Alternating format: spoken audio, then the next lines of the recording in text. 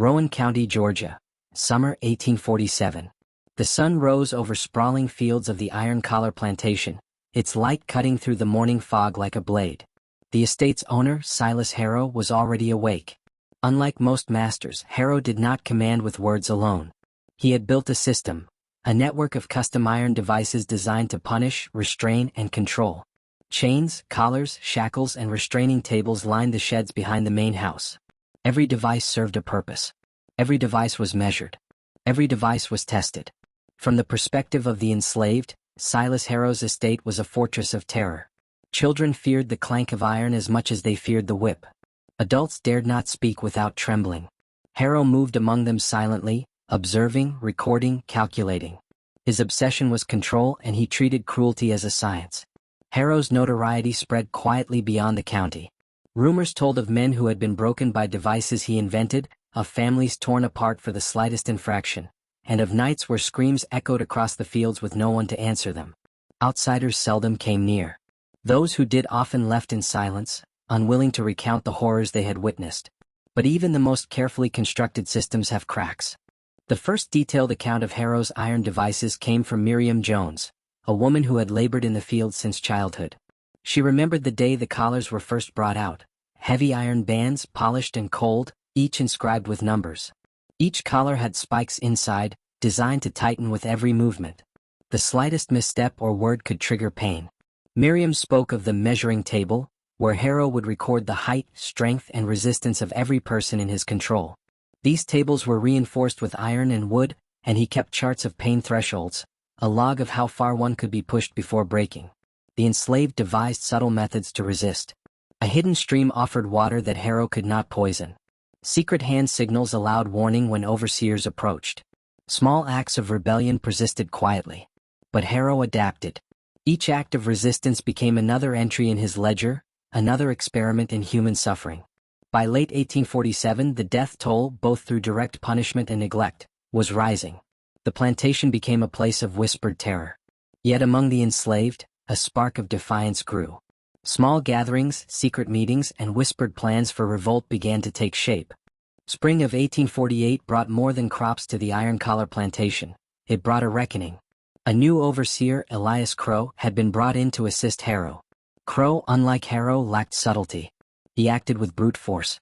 The combination of Harrow's calculated cruelty and Crow's violence created an environment unbearable even for those hardened by years of labor. It was during this time that Samuel Carter, a young man whose family had endured Harrow's punishments for generations, began to document what he witnessed. Samuel had memorized the design of each iron device, the methods of restraint, and the schedules of punishment. Every detail became critical. Whispers of revolt intensified. The enslaved met at night, sharing knowledge, distributing secret messages, and mapping the plantation. They devised ways to jam the collars, loosen shackles, and disrupt Harrow's apparatus. The first act of defiance was small, a misaligned iron table during preparation for punishment. But it emboldened the community. Harrow, ever watchful, noticed the resistance immediately. Yet, instead of rage, he approached it with fascination. Each disruption became a data point.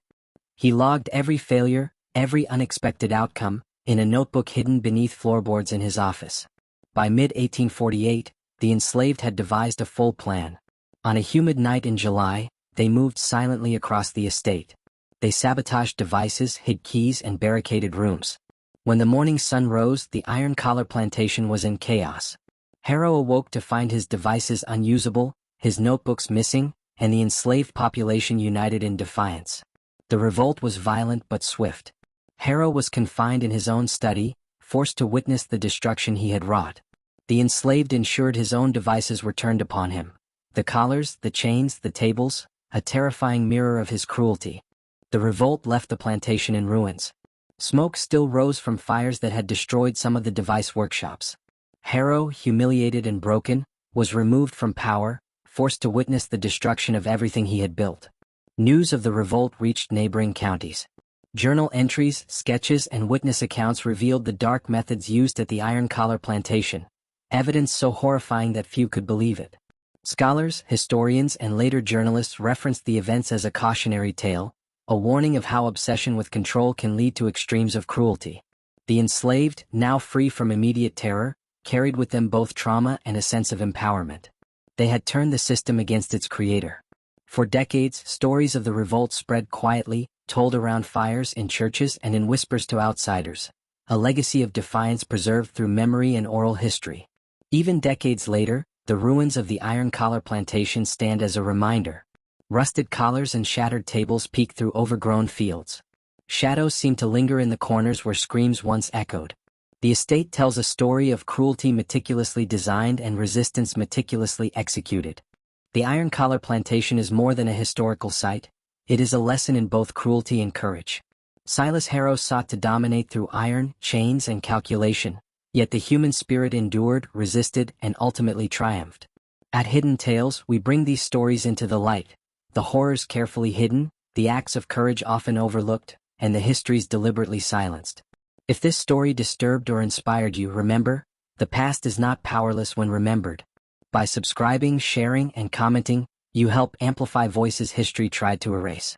You ensure that the lessons of oppression, resistance, and survival are never forgotten.